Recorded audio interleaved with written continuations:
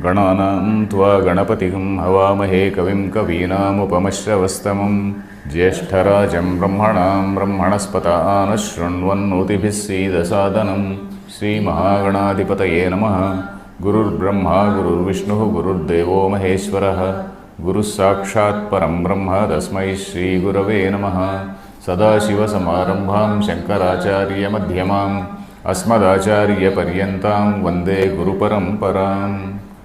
Om. Dear friends, we actually missed several classes, and so we are still in the same fourth shloka, that is Adhibhutam Ksharo Bhavaha Purushasya Adhidaivatam. I think about 4 or 5 days ago we read this shloka, and I explained the meaning of those words, and then we have to read the Bhashyam. Just to recapitulate, this shloka is in continuation of the replies which are being given by Lord Krishna to the questions posed by Arjuna. Arjuna posed several questions, or rather 7 questions. That is, he was asking about what is that Brahma, what is Adhyatmam, what is that Karma, what is Adhibhutam, what is Adhidaivam, and what is Adhiyajna, and what is that Antya Bhavana, that is Prayana Kali, that is at the time of death, what is that determines the birth of the next birth or future birth of a person. So that is what these 7 questions he asked. So Arjuna, Lord Krishna has started replying, and in the third shloka he has answered 3 questions. He talked about what is that Supreme Brahman, and then what is that Adhyatma, and then what is that Karma. And in this shloka he is talking about what is Adhibhutam, what is Adhidaivatam, and what is Adhiyajna. We need not be intimidated by this terminology, because these are all manifestations of the Brahman in several shapes, in several things. That is, Adhibhutam, here I explained in the last class, Adhibhutam is that which is in the physical plane in relation to all the Bhuta. Bhutam is what all comes into existence is a Bhutam. Bhutam is that which comes into existence, that which is a being. Bhuta is a being. Bhuta does not mean devils or anything. In Telugu we use the word wrongly to refer to some devils or ghosts. It is not like that. Adhi means that which relates to. It is an upasarga, which means that which relates to or about. So Adhibhutam, that which relates to this, all the beings. What is it that relates to all the beings? That is the Ksharo Bhavaha, that perishing nature. That perishing nature is seen in all the beings. Anything which is coming into existence, it is subject to all these 6 bhava vikaras. It grows, and then it slowly decays, and then it disappears. So all these bhava vikaras, these 6 types of modifications we have seen. Then Purushasya Adhidaivatam. At the cosmic level, what is that? The divine power. What is that thing which is regulating this whole cosmos? That power which is regulating the whole cosmos is also a manifestation of that Sat Chitananda only. That Sat Chitananda is there, unconnected with any of these things, and all these things are manifest in that. That is the one primary thing which we have to remember. And in that Sat Chitananda, what we see as a God or a universal principle or a universal intelligence or a cosmic intelligence, that is that Hiranyagarbha Tattva, that first say where the consciousness becomes self-conscious, and then he is called that Hiranyagarbha. He or she or it, whatever it is, that particular Tattvam, that particular entity is called Hiranyagarbha. So you can't call it a male or female or anything. So that is that Hiranyagarbha Tattvam at the cosmic level, which is regulating all this cosmos. So that is that Purushasya Adhidaivatam. That Purusha means Hiranyagarbha. Purusha does not mean man here. Purusha means that Hiranyagarbha Tattva, that entity, that cosmic intelligence is called Hiranyagarbha. This is what we recite in that Purusha Suktam every day. Every day when you do puja, you recite that Purusha Suktam. You are referring to this Purusha only. Then Adhiyajnaha Ahameva Atra Dehe Asmin. In this body means in the human body, I am appearing or manifesting in the shape of this yajna, Adhiyajna. Yajna is, we have got a very, very liberal interpretation of that yajna. Word yajna in 4th Adhyaya of Gita we have seen. That is any righteous conduct, any righteous, not exactly conduct, righteous work, any righteous work which is say with the intention of helping others. That is called yajna. Anything which is for social good, any good activity which is for social good, that is called yajna. So that faculty in the human body which is enabling a person to do this yajna or say a sacrificial work or something which is helping the social harmony. So that is called adhyajna. That faculty is adhyajna. That also is a manifestation of the same Brahman. So all these things which we have been reading, they are nothing but different manifestations of Brahman at different levels. One is decaying, one is not decaying, one is at the level of a cosmic intelligence, one is something which is doing some, performing some actions. So all these things, they are but manifestations. So that is the meaning here. Let us read the Bhashyam. Adhibhutam iti adhibhutam pranijatam adhikrutya bhavati iti प्राणिजातम अधिकृत्य भवति इति कोसौ कोसौ क्षरः क्षरति इति क्षरः क्षरति इति क्षरो विनाशी भावः क्षरो विनाशी भावः यत्किंचित् जनिमत् what is this वस्तु जनिमद् वस्तु इत्यर्थः यत्किंचित् जनिमद् वस्तु इत्यर्थः. Okay, there is some small error in my books on जनिमद् वस्तु इत्यर्थः. Okay, so here what is this adhibhutam? Pranijatam adhikrutya bhavati. Adhi is adhikrutya, that which is in relation to. Adhikrutya also means the same thing. Adhikrutya means in relation to. Adhikrutya bhavati. Pranijatam adhikrutya, that is in relation to all the beings. What is it? That is charo bhavaha. Charo bhavaha means that perishing nature. That perishing nature which is associated with all these living beings, that is what is called adhibhutam. So that is also Brahman manifestation only. Even that is manifestation. Charo bhavaha, charaha vinashi bhavaha. Chara means perishing, vinashi bhavaha. Then yatkinchit janimad vastu ityarthaha. Whatever is born or whatever takes shape, janimad vastu. It may be a sentient thing, insentient thing also. Even this earth, if we take, we should not think that earth is not a being. Earth also is a being, because that also has taken shape and that also will perish after some time. That also will disappear after some time. It has its own way of disintegration. So that is it. So yatkinchit janimad vastu, whatever has origin. Janimat means that which has a jani. Jani means origin. Jani means origin. Janimat is that which has an origin. Earth and all this cosmos, we all agree that it has an origin. So whatever has an origin has some perishing nature. So that is it. Yatkinchit janimas vastu ityartha. Then Purushaha Purnam anena sarvamiti Purishayanadva Purushaha Adityantargato Hiranyagarbhaha Sarvapranikaranaanam Anugrahakaha Saha Adhidaivatam. Okay, the meaning of Adhidaivatam he is giving. Purushaha. Purushascha Adhidaivatam. Purusha is Adhidaivata. That is what Shloka says. What is this Purusha? Purnam anena sarvamiti or Purishayanadva. Two types of, two possibilities Shankaracharya is giving. Purnam anena sarvam.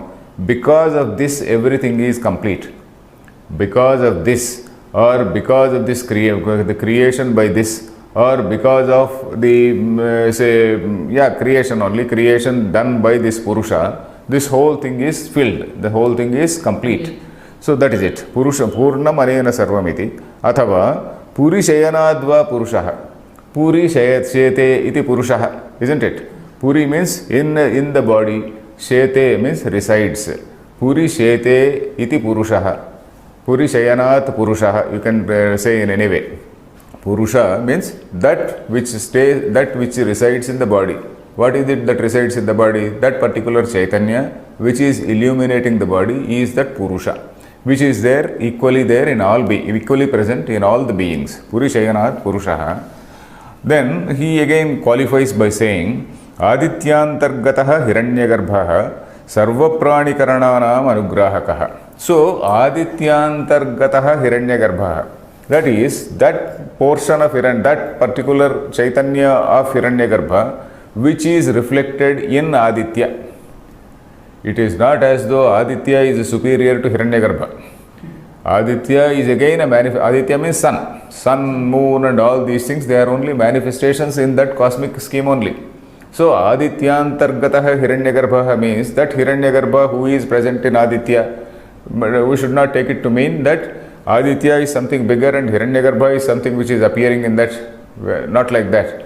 Hiranyagarbha's Chaitanyam is reflected in the same, say, Surya, in the same similar other, say, Suryas, many other, say, Brahmandas which are talked about in our scriptures. We talk about not only this Brahmanda, we talk about our Puranas talk about several Brahmandas, several, say, cosmoses like this. So anyway, so this Adityantargataha Hiranyagarbha, we should clearly understand that Hiranyagarbha is something which is a larger entity which is getting reflected in this Surya, and that particular Chaitanyam is responsible for this Pranijatam. And this particular Surya, and this is responsible for Sarva Pranikarananam Anugrahakaha. He is the source, or he is the person who is responsible for the functioning of all these beings. Surya is supposed to be the person responsible for the functioning of all beings. Sarva Prani Karananam. Karanam means, say, Karanam actually means an instrument, a tool. Here Karanam is all these Indriyas. The sun, the Chaitanya of the sun is something which is illuminating all this, say, Sarva Prani Karanas. Without that, all these Indriyas will not function. So that's what it is. So it doesn't mean that Aditya is the person who is responsible. Aditya, this Chaitanya of Hiranyagarbha is reflected in this Aditya, and then that is responsible for all this. Sarva Prani Karananam Anugrahakaha. Anugrahakaha means that which, say, which is responsible for their functioning. One who is Anugraha, we know. Anugraha means, some Swamijis come and give Anugraha Bhashanam. What is this Anugraha? Out of compassion. Out of compassion, say they give some bhashanam, they give some speech. So that anugrahaka means something which is benevolent in that sense. Nothing, we can't think of a better word. Anugrahaka is something which is benevolent, which is helpful for the functioning of all these indriyas of all beings. That is it. Saha Adhidaivatam. So that is that Adhidaivatam. Adhidaivatam is that cosmic intelligence which is reflected through this Aditya, and then which is illuminating all the sense organs of all beings. Then Adhiyajnaha Sarva Yajnabhimanini Devata Vishnuvakhya Yajno Vai Vishnuhu iti Shrutehe. Okay. So Adhi Yajna. What is this Adhi Yajna? That is in the context of Yajna, or in the context of a righteous conduct, righteous deed. Sarva Yajnabhimanini Devata. That is Sarva Yajnabhimanini means one who presides over all these yajnas. Sarva Yajna Abhimanini. Yajna Abhimani means one who presides over something is an Abhimani, isn't it? Deha Abhimani means I preside over this body and I have a feeling that this is my body, I am a Deha Abhimani. So like that, Yajna Abhimani is one who presides over that Yajna. Sarva Yajna Abhimani. What is that Sarva Yajna Abhimanini Devata? That is that deity or divine thing or divine manifestation which is sort of presides over all the good deeds of human beings. All the good deeds or sacrifices or yajnas, you can take it in the yajna in the sense of a yajna, in a ritual, in the sense of a ritual, or in a very other sense, that is any good deed, any righteous deed. So you can take it that way. Sarva Yajna Abhimanini Devata. What is that thing? Vishnuvakhya. It is called Vishnu. And there is a saying, Yajno Vai Vishnuhu iti Shrutehe. Shruti, somewhere, I do not know, is the reference given there? Yajno Vai Vishnuhu. Taittiriya Samhita. Okay, in that Taittiriya Samhita, it is said that Yajno Vai Vishnuhu. Yajnaha indeed is Vishnu. Whatever righteous action you do or whatever sacrifice you do is Vishnu. Vishnu means Sarva Vyapi. Sarva Vyapi means that which is helpful to all. That which is helpful to all is that righteous deed. Then Sahi Vishnuhu Ahameva Atra Asmin Dehe Yo Yajnaha. So, Yo Yajnaha. Tasya Aham Adhiyajnaha. Yajno hi Deha Nirvartyatvena यज्ञो हि देहनिर्वर्त्यत्वेन देहसमवायी इति देहसमवायी इति देहाधिकरणो भवति देहाधिकरणो भवति देहभृतां वर. देहभृतां वर. Okay, this Sahi Vishnu. Yajno vai Vishnu. Yajna indeed is Vishnu. And who is that Vishnu? Sahi Vishnu. Ahameva atra asmin dehe. I am that Vishnu. Atra means here. Asmin dehe, in this body. Very, very specifically, the Gita also is saying, and Shankaracharya Ahameva atra dehe. Shankaracharya is clarifying Ahameva asmin dehe. There is one Shruti line from Taittiriya Upanishad where it is said Vijnanam Yajnam Tanute. That is in that second Valli, fifth Anuvaka or something. Vijnanam Yajnam Tanute Karmani Tanute Picha. It goes like that. Vijnanam Yajnam Tanute. It is talking about that Vijnanamaya Kosha in the body. We know that there are these 5 koshas, Annamaya Kosha, Pranamaya Kosha, Manomaya Kosha, Vijnanamaya Kosha, and then the Anandamaya Kosha. Vijnanamaya Kosha is the level where that I feeling is predominant. That I am the person, I am the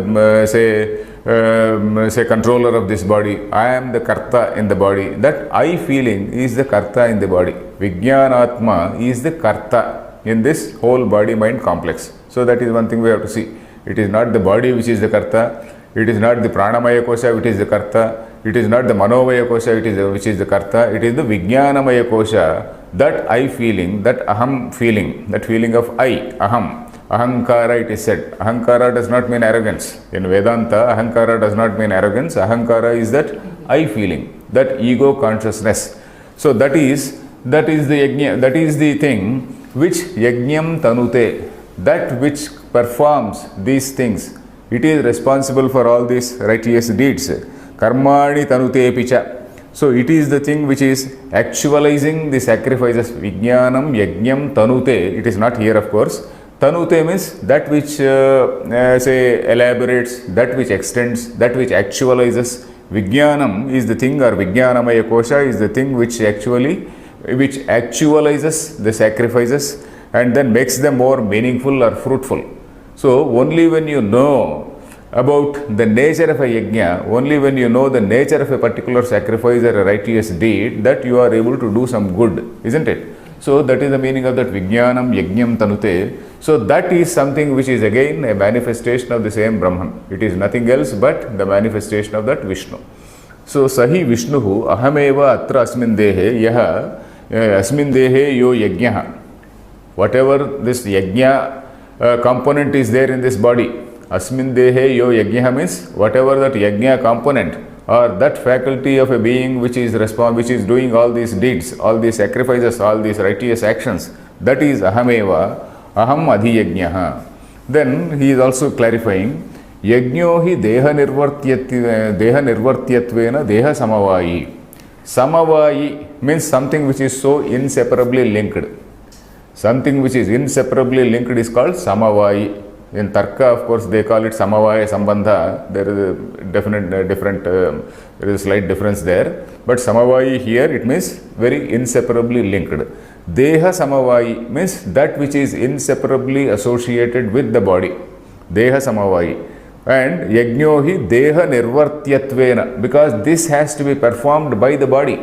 This has to be performed. You may have a will, but you also should have the tools. You should have the indriyas, you should have the hands, you should have the motor organs in order to perform an action. So deha nirvartyam, that is, it is performed by the body. Deha nirvartyam means that which is performed by the body. Deha nirvartyatvena is it is because it is something which has to be performed by the body. So that is the overall meaning. Deha nirvartyatvena deha samavayi, and then dehadhikaranaha bhavati. Dehadhikaranaha bhavati means this yajna is something whose adhikarana is the deha. Dehadhikarana means this yajna is something whose adhikarana or whose base or whose support is this deha.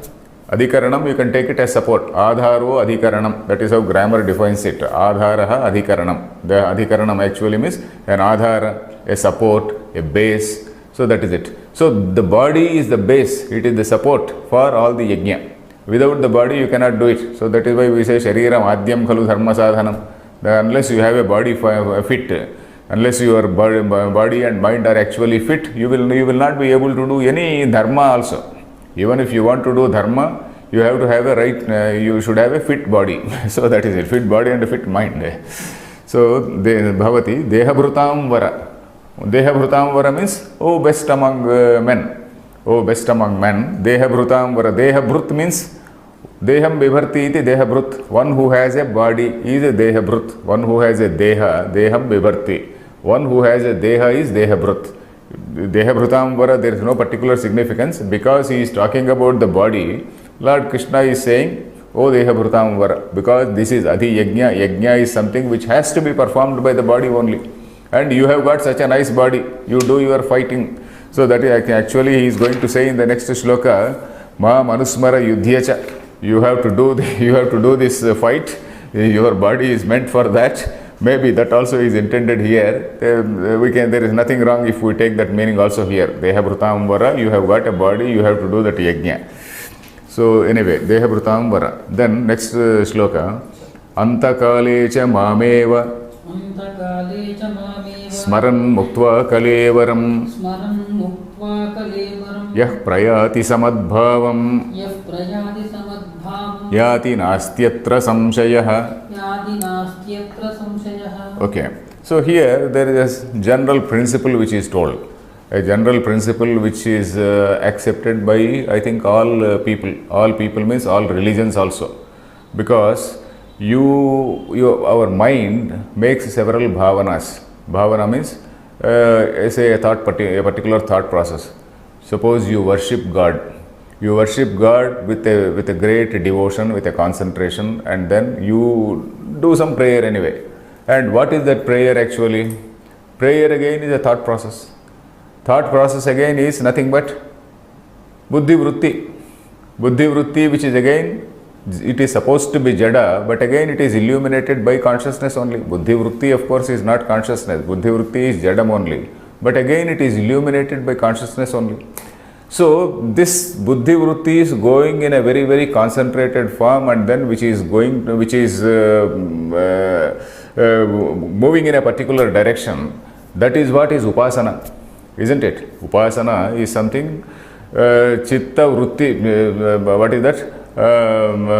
Tulya Pratyaya Santatihi. That is a similar thought process, unaffected by dissimilar thoughts. Asankirnacha atulya atat pratyayaihi. That is what it says.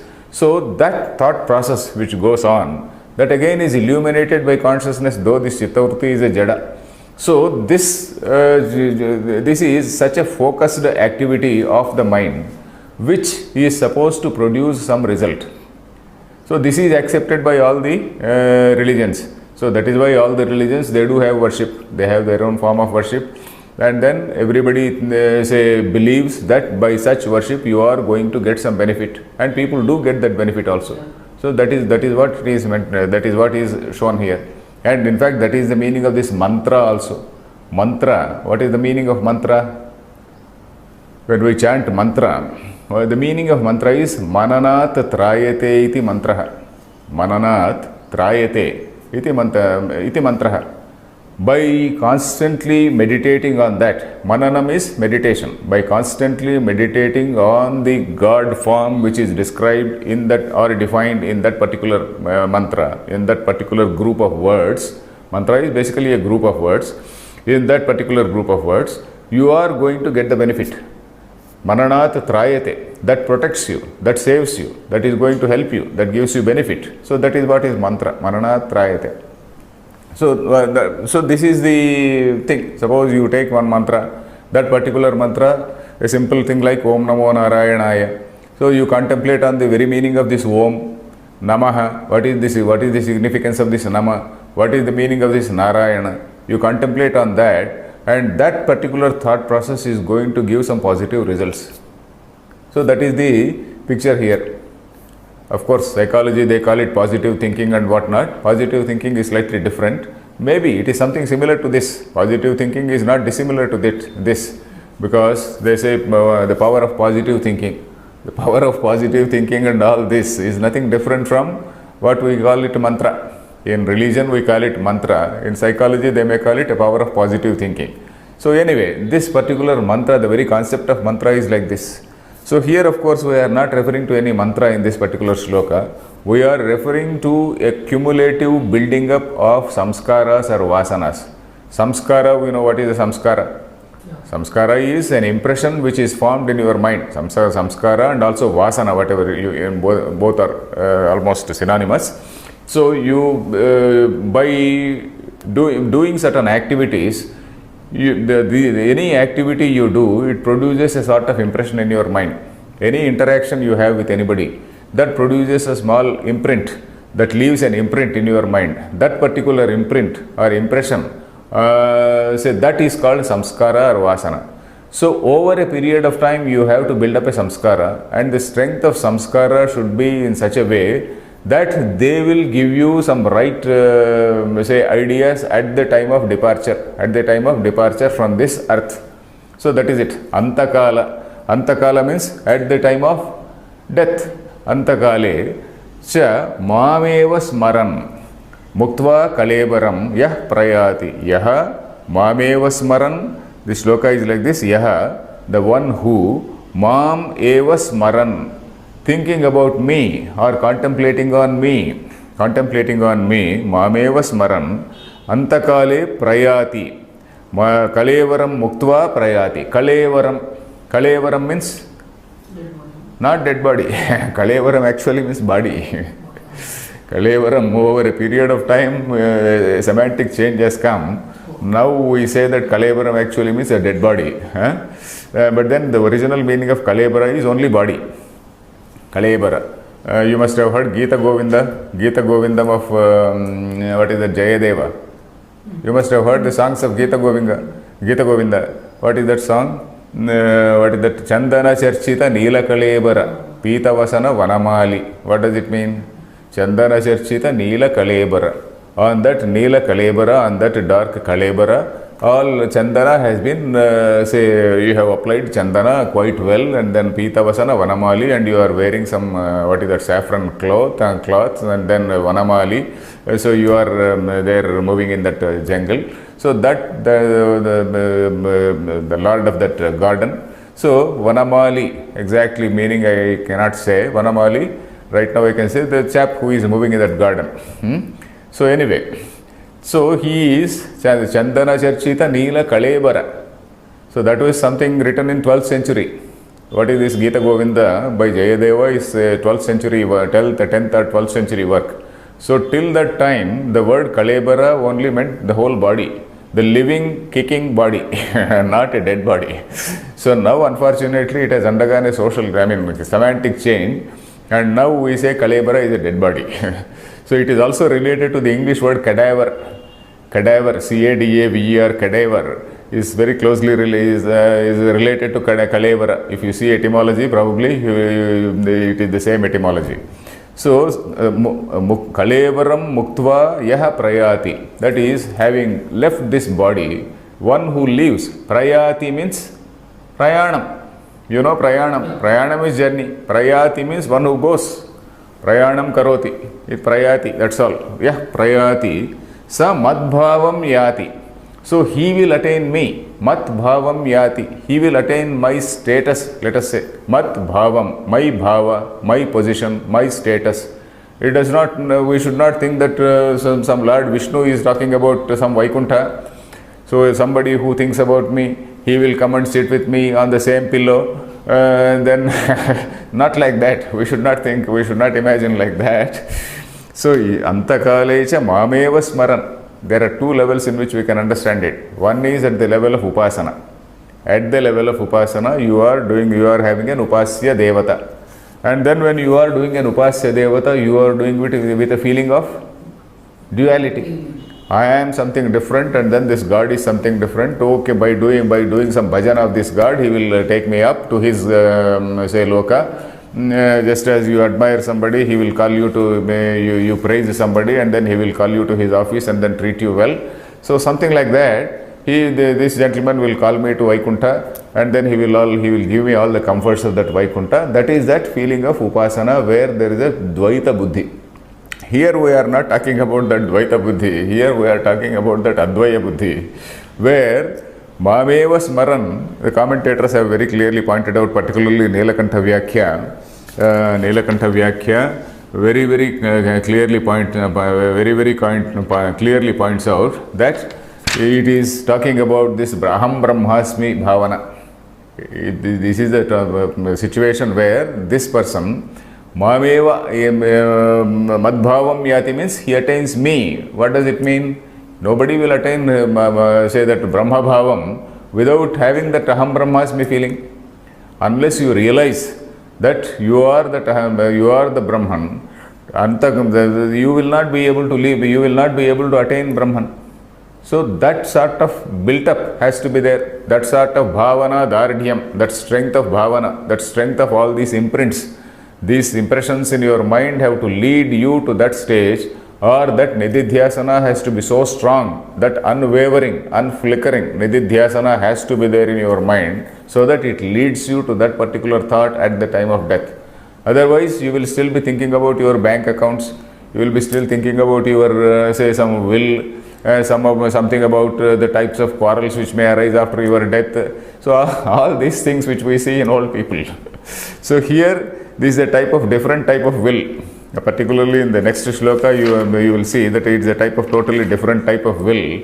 Whatever, say, thought process you have at the time of death, you will attain that. So that we will see later. So here, Antakalecha Mameva Smaran Kalevaram Muktva Yaha Prayati.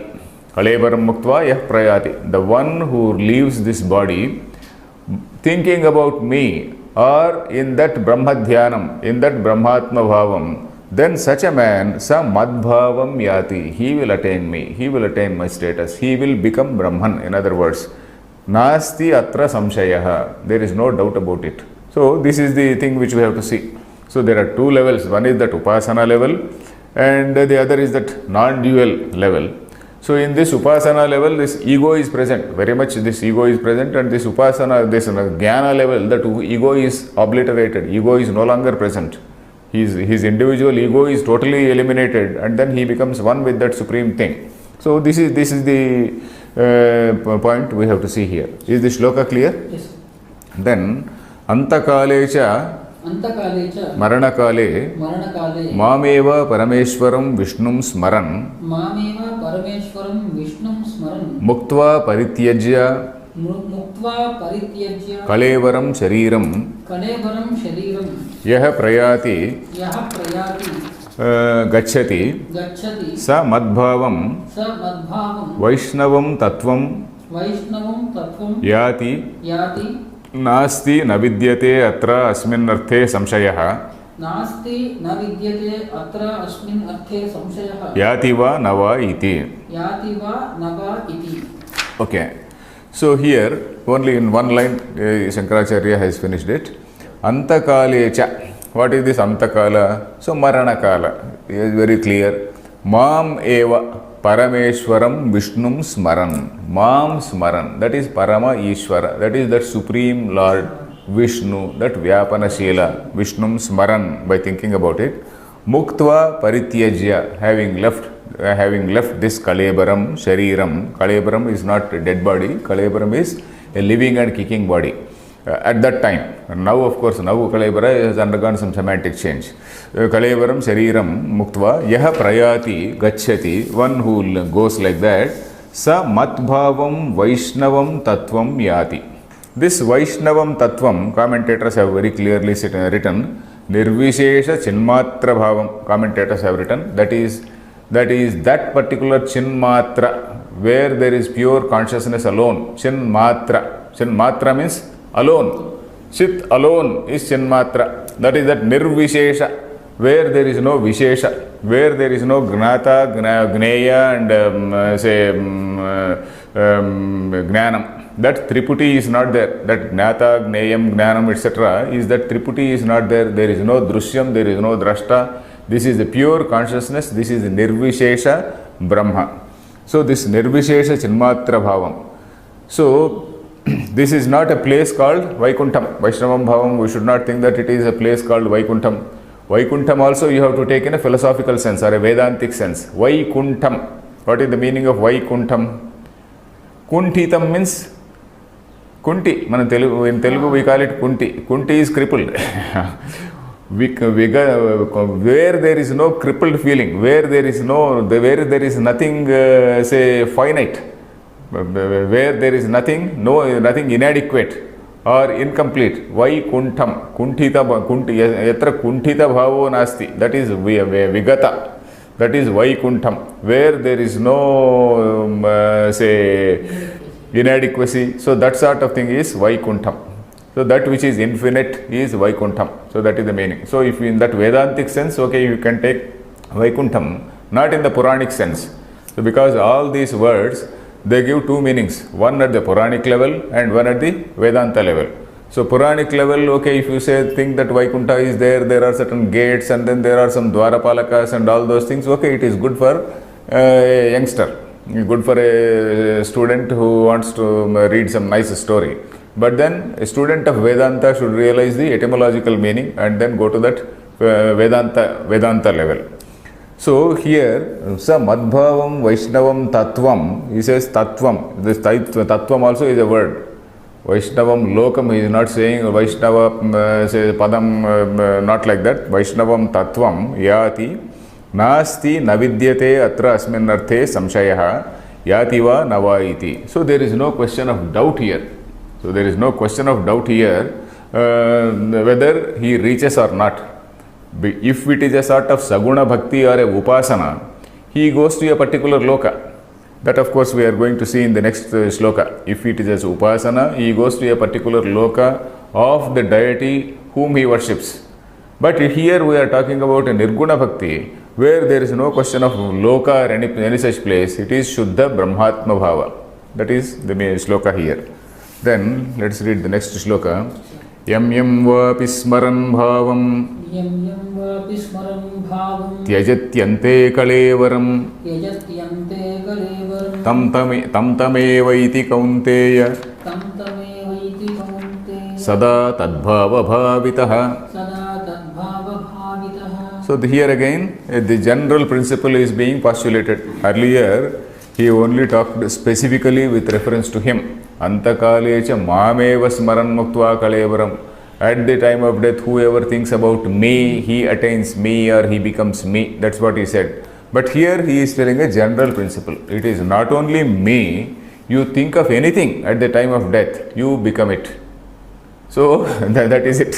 So it is a general principle. In fact, the story of Jada Bharata is commonly told here. There is one character called Jada Bharata in Bhagavatam. There is a very famous episode called Bharata. Bharata, initially he is a king, a very, very pious king, very devout king. He belongs to the same line of Rajarshis whom we are talking about. Imam Rajarshayo, in the names of Rajarshis, that Bharata's name also is there. So that Bharata was a Rajarshi who when he grew old and then entrusted the kingdom to his sons, whoever it is. He goes to Vanaprastha and then he takes up sannyasa and then stays in an ashram. So when he is a jnani, actually he is a jnani, and at that situation in the forest he sees a deer. He sees a female deer, and then it is about to give birth to a baby. Right at that time, one tiger comes near. A tiger comes near, and then this deer, out of sheer fright, it just jumps out and goes away, and there that baby gets dropped. So the baby gets dropped at that near that water, rivulet. So this gentleman, he becomes extremely compassionate. He takes up that thing, and then he gets attached to that. So the attachment grows. He has actually given up the whole world. He has actually given up the whole empire, and then gets attached to this particular the small what is this cub? Not cub. What is this young one of a deer? Young one of a deer is, what is the name? Is there any name for that? Okay, the young one of a deer. the baby deer, let us say. And then he gets so attracted, so say attached to that he is always caring about it. And then he every time he is worried whether say it is eating food or not. When it goes out, he is worried whether it is eaten away by some wild animal. So he is thinking always about that, and in that process he dies and then takes the birth of a deer only. He takes the birth of a deer. So this story of Bhagavatam is actually a story, a series of stories illustrating various Vedanta concepts. Bhagavatam, you come across so many characters illustrating so many Vedantic concepts. Bhagavatam is one such, and Yoga Vasishtam is another such. Yoga Vasishta is another book where, of course, the Bhagavatam characters look more realistic, whereas the characters whom we find in Yoga Vasishta, they look rather mysterious. They look rather mysterious means, if you have seen this Alice in Wonderland in English, if you have seen that book Alice in Wonderland, these characters in Yoga Vasishta look like characters in Alice in Wonderland, or probably Alice in Wonderland, etc. They are, we can't directly say they are influenced by this, but then it is something similar to this Yoga Vasishta story only, is something similarly seen in Alice in Wonderland. So the Yoga Vasishta also, the point is, there again, all the characters there, they illustrate some Vedanta concept. So that is the basic point. So this Jada Bharata, this Bharata, he takes the shape of a deer in the next Janma. And luckily for him, because he was already a very great Jnani, luckily he remembered that Purvajanma Smriti, he had that Purvajanma Smriti. And then again he leads a very, very gentle life at that time also. And then again he takes birth he takes the next birth, and in the next birth he attains moksha. That again, next birth again is a very big episode. It is a very big episode. So the point is, whatever this bhavam you have at the time of death, you attain it. That is the meaning here. That is the general principle which is told in this shloka. So yam vapi smaran bhavam tyajati ante kalevaram. Tam tamevaiti kaunteya sada tadbhava bhavitaha. So this kalevaram word is again coming here. Tam eva eti kaunteya sada tadbhava bhavitaha. So yam vapi smaran bhavam. That is whatever idea which you have in your mind. Whatever idea or bhavam can also mean devata rupam, devata swarupam, because here we are talking about upasana also. Here we can include upasana also. Yam vapi smaran bhavam, we can take a very neutral meaning, thinking, like idea or thought, like the story of this Bharata, who was thinking about that deer and then he became a deer. So like that you can take a very, very neutral meaning, or you can take the meaning of devata rupam. So yam vapi smaran bhavam, you can say whatever devata rupam you have in your mind at the time of death. Tyajati ante kalevaram. Ante means antakale, at the time of death. Kalevaram tyajati, leaves the body. Kalevaram tyajati, he leaves the body. Then what happens to him? Tam eva eti. Tam evaiti. Tam evaiti you have to split as tam eva eti. That thought, that only he attains. Eti means gacchati. Gacchati means he attains. Tam eva eti, gacchati or attains. He kaunteya sada tat bhava bhavitaha. It is as though that particular thought is taking a shape. It is as though that particular thought is actualizing into a physical shape. It is actually materializing into a physical shape. So it is that tad bhava bhavitaha means that he is influenced by that bhava, that is actualized or materialized by that bhava. It is as though that thought is actually taking a physical shape. It is actually materializing in the form of a physical shape. Tad bhava bhavitaha. That is the meaning. Bhavitaha means taking a shape because of that. Bhavana is there, that is a thought. Bhavitaha means something which is coming out of that bhavana. Bhavana is actually taking shape. Tad bhava bhavitaha. It is actualized by that thought. So that is the meaning here. Sada Tadbhava Bhavitaha. Is this shloka clear? Yes, sir. So here we have also to recall one word called Devata Sayujyam. There is one word called Sayujyam. Sayujya Bhakti, Sarupya Bhakti, Samepya Bhakti. Bhakti, they talk about so many things. That is, Sayujya Bhakti means Sannidhyamu is also there. Sayujya, Sarupya, Salokya. Sannidhya is not, of course, that word is not there in that group. There are 4 words in that group. Sarupya, Salokya, then Sayujya, then something else. Sayujya Mukti, Sarupya Mukti, Salokya Mukti, and something else. Not Sannidhya, something else. Okay, anyway, it is the closest form to a God form, closest to remain close, to go proximate to a God form. That's all. It is not becoming Brahman. It is not like becoming Brahman. Brahmavit Brahmaiva Bhavati. But here it is not like that. It is you are going and sitting on the same bench where that Lord is, not bench or chair where the Lord is sitting. Samipyam. You go close to him. That's Sayujya Bhakti. Sayujya is just getting close to that. So that is it.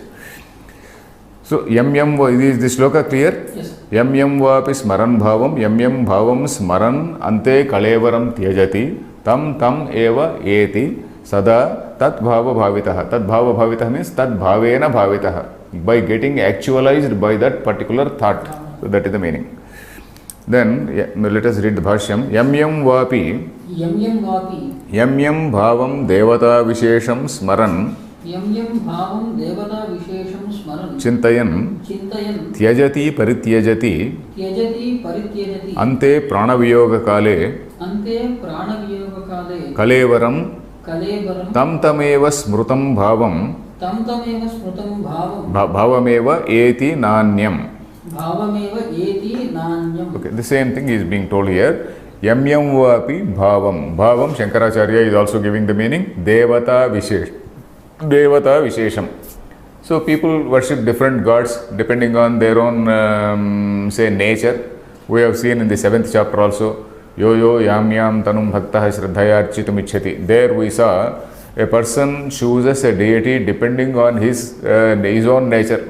If he is a sattvika, if he is there is a predominance of sattvika, he chooses a sattvika god. If there is predominance of rajasa or tamasa, he will choose some tamasa type of deity, where all his worship is only to vanquish his enemies or kill his enemies. Something like that. Ramayana, we see that Nikumbhila Yajnam is basically to vanquish, to kill all your enemies. So it is like that. So depending on your own nature, you are choosing a god. So that is it. On one hand, Rama was worshipping Aditya Hrudayam we see, and Aditya he worships as the supreme consciousness. Rama, of course, though he is an avatar of Vishnu, he is there in the capacity of a human being. So in the capacity of a human being, he worships Aditya as the supreme deity.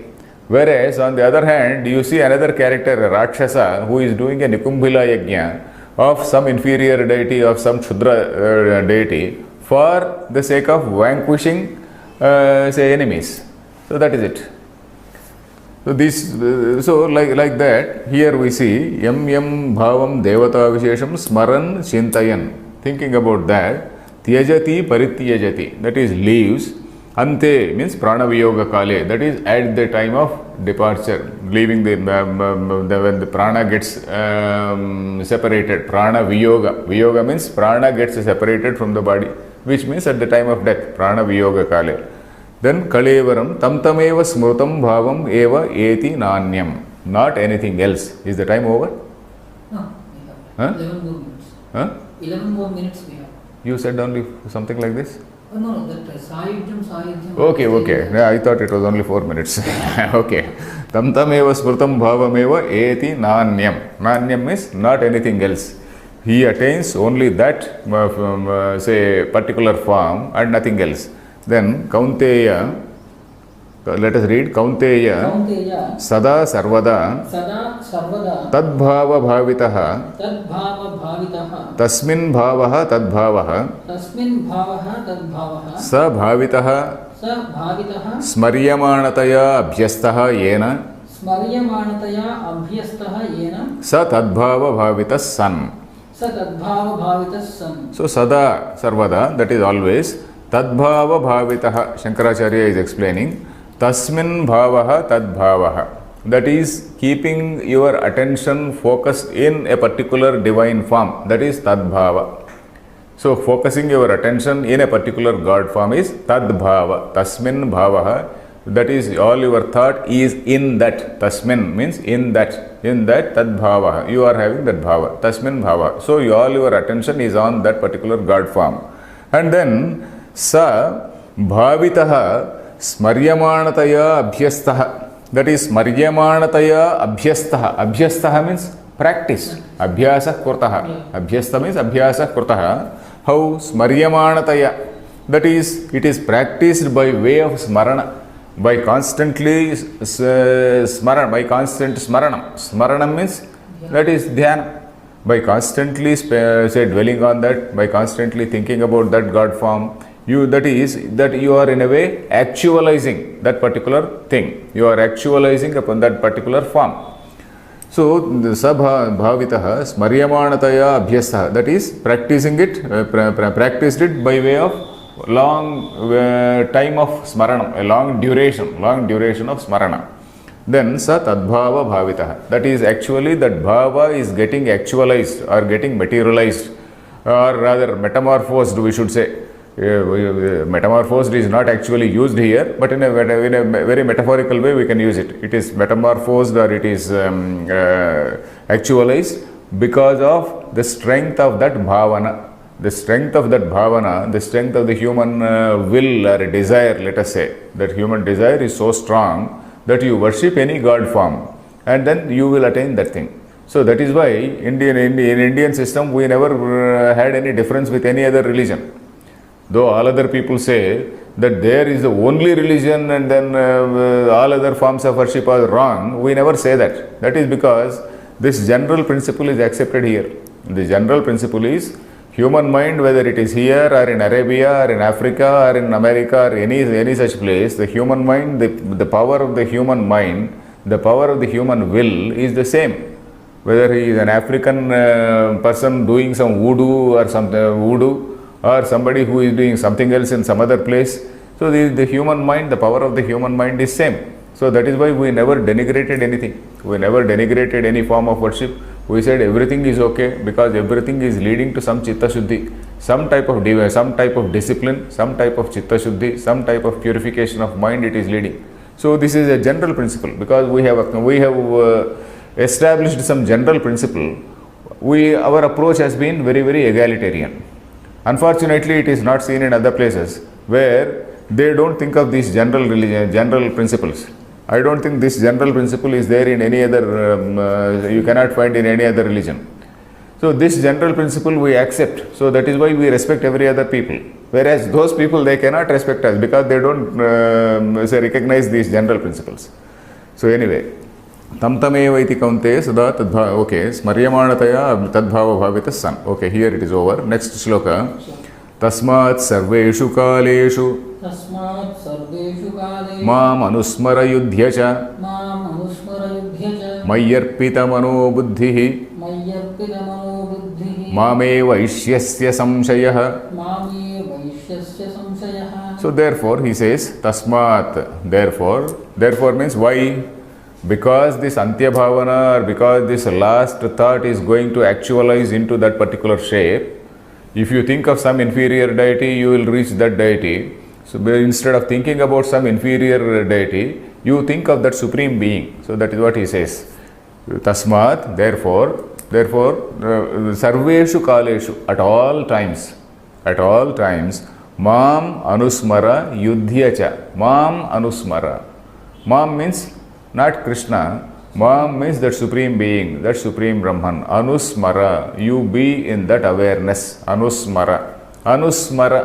This word anu, wherever it comes, you have to carefully see that it is referring to nididhyasana. Anusmara. You see, smara means just remembering once. Anusmara is a continuous process, a continuous process of awareness. You are in that continuous awareness. So that is anusmaranam. Smaranam is occasionally thinking. Anusmaranam means you are always, it is always in the mind. Anusmaranam. So anusmara, this word anu, Like you have to see. Like anunityam. Anunityam is something different. Anunityam is again a repetition actually. Anu itself is there, nityam is there. Okay. Here anusmara, yudhya cha. Yudhya means you fight. Yudhya cha. So here you are seeing, okay, we will see the next line also. Mayi arpita mano buddhihi. Mayi arpita. Mayi plus arpita, mayi arpita. Mano buddhihi. That is, your manas and buddhi should be arpita. That is, they should be kept at my disposal. Should be handed over to me. So that is it. Mayi arpita. They are mayi arpita. Mayi arpita mano buddhi means your buddhi and mind have to be handed over to me. And in that particular fashion, in that particular mode, you continue your duty. You do your duty, that is yuddha. Right now you are engaged in yuddha. And then you have to do this war. And then mameva eshyasi asamshayaha. You will attain me. You will attain me only. So in this sloka, you can see some little bit of contradiction. Some people can try to see some contradiction. That is, on one hand you are saying nididhyasana. On one hand you are saying this brahmatma bhavana. Then on the other hand you are also calling about yuddha. In the very beginning of the Shankara Bhashyam, we have seen, say, Shankara Acharya refuting this Jnana Karma Samuchayavada. Jnana Karma Samuchayavada, you remember? Yes, A man can be a Jnani or a Karmi. You can't combine both. You can't combine both. You either be a Jnani, be in that path of Jnana, or be in this path of Karma. Then slowly and slowly we have come to the stage where you saw the case of somebody like Janaka, King Janaka, where the person is a Jnani. A person is a Jnani, but then he is also doing karma. Then is it Jnana Karma Samuchaya there? It is not. Why? That feeling of I is not there. That feeling, that ego, ahankara, involvement of I is not there. A Jnani is a person who has that Sarvatma Bhavana, and then whatever duty is there for him, because of that Prarabdha Karma, he is continuing the duty. Whereas a Karmata, a person who is in that Karma process, he is very much having that I feeling. I am doing this, I want the result of this. So that sort of feeling is there in the case of a Karma. So this ego cannot be present. If ego is not present, a man can be doing karma and he can be a jnani. That is called jnani karma. Jnani karma is in fact called akarma. That is what we saw earlier in that sloka. Karmani akarmayah pashyet akarmani cha karmayah. So you have to see action in inaction. So inaction in action. Karmani akarmayah pashyet. You have to see inaction in action. And then akarmani cha karmayah. And in inaction, you have to see action. So that is what we had a long discussion about that. So here you have to recall that thing. Tasmat sarveshu kaleshu mamanusmara yudhyacha means, it does not mean that here Lord Krishna is advocating a jnana karma samuchayavada. He is again saying, you see, mayarpita mano buddhihi. That is, mayarpita mano buddhi means you always have this brahmatma bhavana. You don't deviate from this brahmatma bhavana. Then why? And you do your action or you do your karma, whatever is enjoined on you as a king, whatever is enjoined on you, you do your duty by always keeping this sarvatma bhavana, by always by always staying in that brahmatma bhavana. So that is what is the meaning here. Mayarpita mano buddhihi mameva eshyasi. You will attain me. You will attain me. Mameva eshyasi asamshayaha. Asamshayaha means there is absolutely no doubt. So it is a type of journey where you are not reaching anybody, you are not reaching a new place. It is a journey where actually after reaching there you are losing your identity. It is a journey where you are losing your identity. In fact, this Vedanta teachers, they give the example of a salt statue. Suppose you salt figurine. Suppose you create some small statue or some figurine out of salt, and then you throw it in water. what will happen to that? It simply merges with that. So there is a journey, and then the journey associated with total merger, total loss of identity, and then you are becoming one with Brahman. So that is the journey, that is the type of journey here. So Mameva Eshyasi Asamshayah. Is the time over? Yes. If it's over, we'll see in the next class. Totally over? It is still there? Okay. Om Purnamadah Purnamidam Purnat Purnamudachyate Purnasya Purnamadaya Purnameva Vasishyate. Om Shanti Shanti Shanti.